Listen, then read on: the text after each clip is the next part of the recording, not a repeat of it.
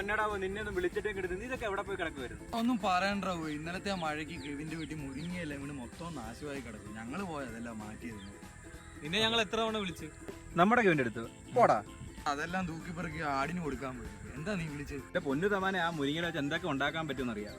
പിന്നെ നിനക്ക് അറിയാൻ പാടില്ലാത്ത നീ കയറി നേരെ അവന്റെ വീട്ടിലോട്ട്. അവൻ ആടിന് കൊടുക്കുന്നതിന് മുന്നേ നമുക്ക് ആയിട്ട് എടുക്കണം. എന്നാ തിരി.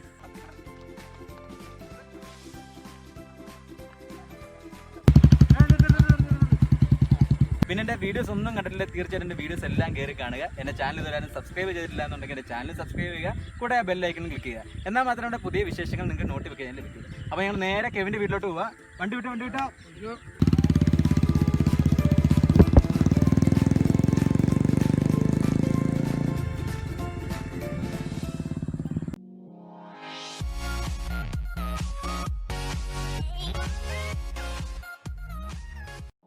അപ്പോൾ നമ്മളിന്ന് ഉണ്ടാക്കാൻ പോകുന്ന ഒരു സിമ്പിൾ സൂപ്പാണ്. സിമ്പിൾ എന്ന് പറയുന്നത് നമുക്ക് കിട്ടാവുന്ന വെച്ചിട്ട് ഹെൽത്തി ആയിട്ടുള്ള സിമ്പിൾ നമ്മുടെ മുരിങ്ങയില സൂപ്പ്.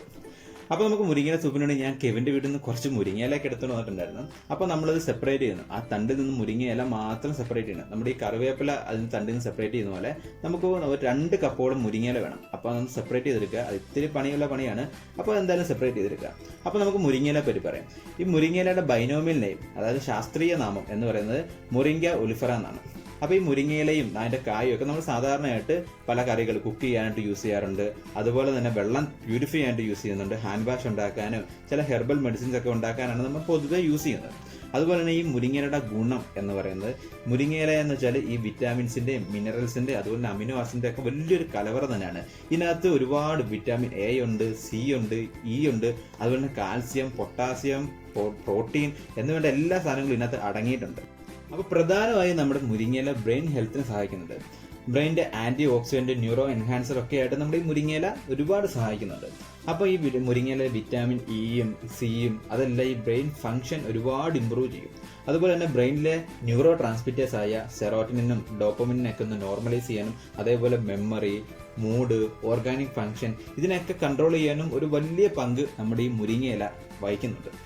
അപ്പോൾ നമുക്ക് പലർക്കും ഈ മുരിങ്ങയുടെ ഇത്രയും ഗുണങ്ങളുണ്ട്, ഇത്രയും ഗുണങ്ങളുള്ള സാധനമാണ് ഈ മുരിങ്ങയില എന്നൊന്നും ആർക്കും അറിയാൻ പാടില്ലായിരിക്കും. അത് നമ്മുടെ തെറ്റല്ല, നമ്മൾ അതിനെപ്പറ്റി ഒരുപാട് ചിന്തിച്ചിട്ടില്ല. അതിനുവേണ്ടിയാണ് ഞാൻ ഇത്രയും കാര്യങ്ങൾ പറഞ്ഞു തന്നത്. അപ്പോൾ നമ്മളത് മുരിങ്ങയുടെ ഇല എല്ലാം സെപ്പറേറ്റ് ചെയ്തെടുത്തിട്ടുണ്ട്. കുറച്ച് ഏറെ എടുത്തിട്ടുണ്ട്. നമുക്ക് 2 കപ്പ് മുരിങ്ങയിലയാണ് വേണ്ടത്. അപ്പോൾ നമ്മൾ 2 കപ്പ് നമ്മൾ അളന്നൊരു ബൗളിലേക്ക് ഇടുക. 2 കപ്പ് മുരിങ്ങ വെച്ചിട്ടാണ് നമ്മളിന്ന് സൂപ്പ് ഉണ്ടാക്കാൻ പോകുന്നത്. അപ്പോൾ 2 കപ്പ് മുരിങ്ങയില നമ്മൾ അതിലോട്ട് ഇടുക.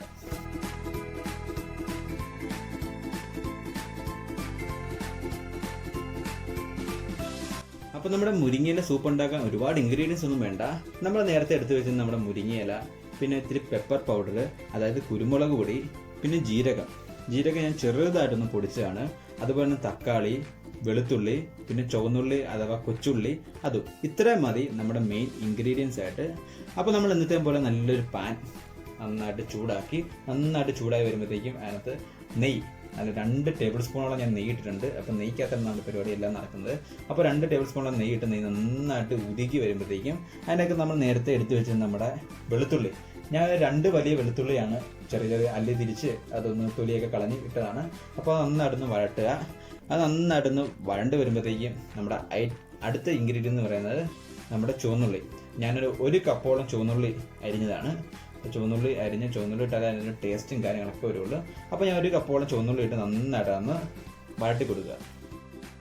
അപ്പോൾ മുരിങ്ങയിലക്കകത്ത് ഒരുപാട് ആൻറ്റി ഓക്സിഡൻറ്റ് സെൽസ് ഉണ്ട്. അതായത് നമ്മുടെ ഈ സെൽ ഡിസ്ട്രോയ് ചെയ്യുന്നതിനും അതുപോലെ ഈ വീക്കം ഉണ്ടാക്കുകയൊക്കെ ചെയ്യുന്ന ഫ്രീ റാഡിക്കൽസിനെയൊക്കെ നശിപ്പിക്കാൻ സഹായിക്കുന്ന ആൻറ്റി ഓക്സിഡൻറ്റ് സെൽസും നമ്മുടെ ഈ മുരിങ്ങയിലക്കകത്ത് അടങ്ങിയിട്ടുണ്ട്. അതുപോലെ തന്നെ ഇതൊരു പ്രമേഹം, ഡയബറ്റിക് സിംറ്റംസിനൊക്കെ റെഡ്യൂസ് ചെയ്യാൻ പറ്റിയ നല്ലൊരു ഔഷധം കൂടെയാണ് നമ്മുടെ ഈ മുരിങ്ങയില. ഞാൻ അതിലേക്ക് 2 കറിവേപ്പില ഇട്ട് കൊടുത്തിട്ടുണ്ടായിരുന്നു. ഇതെല്ലാം നന്നായിട്ടൊന്ന് വഴണ്ട് വരുമ്പോഴത്തേക്കും നമ്മുടെ തക്കാളി, ഞാൻ ഒരു 3 വലിയ തക്കാളിയാണ് എടുത്തത്. അത് ചെറുതായിട്ട് കുനുകുനാന്ന് അരിച്ചത് അത് ഇതിനകത്തിട്ടും അതും ആ നെയ്ക്കകത്ത് നന്നായിട്ടൊന്ന് വഴണ്ട് വരട്ടെ. കാരണം അത് തൊലിയുന്ന അതൊന്ന് സെപ്പറേറ്റ് ആയി വരുന്ന രീതിയിൽ, അതുപോലെ നന്നായിട്ട് വെന്ത് നന്നായിട്ട് സെറ്റായി വരണം. ഭാരം കുറയ്ക്കാൻ ആഗ്രഹിക്കുന്നവർക്ക്, വെയിറ്റ് റെഡ്യൂസ് ചെയ്യാൻ ആഗ്രഹിക്കുന്നവർക്ക് ഏറ്റവും നല്ലൊരു വഴിയും കൂടാണ് മുരിങ്ങയില. അപ്പോൾ ഇതെല്ലാം ഏകദേശം ഒന്ന് വാടി വന്നപ്പോഴത്തേക്കും നമ്മൾ നേരത്തെ നമ്മുടെ ജീരകപ്പൊടി, ഞാൻ 2 ടീസ്പൂണോളം ജീരകപ്പൊടിയായിരുന്നു നേരത്തെ എടുത്തിരുന്നത്. അത് ഇതിനകത്തേക്ക് ഇട്ട് കൊടുക്കുക. അപ്പോൾ അതിട്ട് നന്നായിട്ടൊന്ന് മിക്സ് ചെയ്ത് കൊടുക്കുക. അപ്പോൾ അതേപോലെ തന്നെ ഞാൻ നേരത്തെ ഒരു 2 ടീസ്പൂണോളം കുരുമുളക് പൊടിയും എടുത്തിട്ടുണ്ടായിരുന്നു. അപ്പോൾ നമുക്ക് 2 ടീസ്പൂൺ ഇപ്പോൾ ആഡ് ചെയ്യേണ്ട കാര്യമില്ല, നമുക്ക് അവസാനം 1 ടീസ്പൂൺ ആഡ് ചെയ്യണം. അത് തൽക്കാലത്തേക്ക് ഇപ്പോൾ 1 ടീസ്പൂൺ ഇതിനകത്തേക്ക് ആദ്യം തന്നെ ആഡ് ചെയ്ത് കൊടുക്കുക. അതും നന്നായിട്ട് ഇട്ട് കൊടുത്ത് നന്നായിട്ട് മിക്സ് ചെയ്തെടുക്കുക.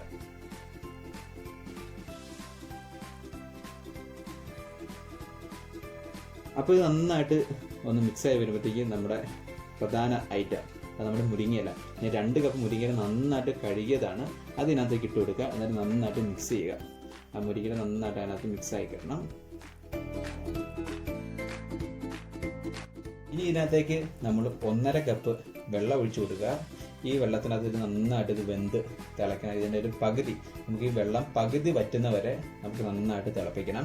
ഇത് നമ്മളൊരു പ്രഷർ കുക്കറിലാണ് വെക്കുന്നതെങ്കിൽ 2 കപ്പ് വെള്ളം ഒഴിച്ച് ഒരു 2-3 വിസിൽ വരുന്നവരെ നമുക്ക് നന്നായിട്ട് അതൊന്ന് വേവിച്ചെടുക്കണം. അപ്പോൾ നമ്മൾ ഇതിനകത്ത് വെക്കുന്നതുകൊണ്ട് നമ്മൾ 1.5 കപ്പ് വെള്ളം ഒഴിച്ച് അത് നന്നായിട്ട് അങ്ങ് മൂടി വെച്ച് തിളപ്പിക്കുക. തിളച്ച് ഇത് പകുതി വെള്ളം വറ്റുന്നവരെ നമ്മൾ നന്നായിട്ട് തിളപ്പിച്ചെടുക്കുക. നമുക്കതൊന്ന് തുറന്നു നോക്കാം. നന്നായിട്ട് തിളച്ച് മറിയുന്നുണ്ടത്. അപ്പോൾ നമ്മുടെ മുരിങ്ങയിലേക്ക് നന്നായിട്ട് വെന്തിട്ടുണ്ട്. ഇനി നമുക്ക് അതിനകത്തേക്ക് ഒരു 2 ടീസ്പൂണോളം മല്ലിപ്പൊടി ഇട്ട് കൊടുക്കാം. അതുപോലെ 1/4 ടീസ്പൂണോളം മഞ്ഞൾപ്പൊടി അതിനകത്ത് ഇട്ട് കൊടുക്കാം. പിന്നെ ആവശ്യത്തിന് ഉപ്പ് ഇട്ട് കൊടുക്കുക. എന്നിട്ട് നന്നായിട്ടൊന്ന് ഒന്നുകൂടി ഒന്ന് തിളപ്പിച്ചെടുക്കാം. നമുക്ക് വെള്ളം ഒന്ന് പറ്റണം. ഇതിൻ്റെ ഒരു പകുതി വെള്ളമാകുന്നവരെ നന്നായിട്ടങ്ങ് തിളപ്പിക്കുക. അതുപോലെ തന്നെ നമ്മുടെ മുരിങ്ങയില നമ്മുടെ കരളിനെ ഒരുപാട് പ്രൊട്ടക്റ്റ് ചെയ്യുന്നുണ്ട്.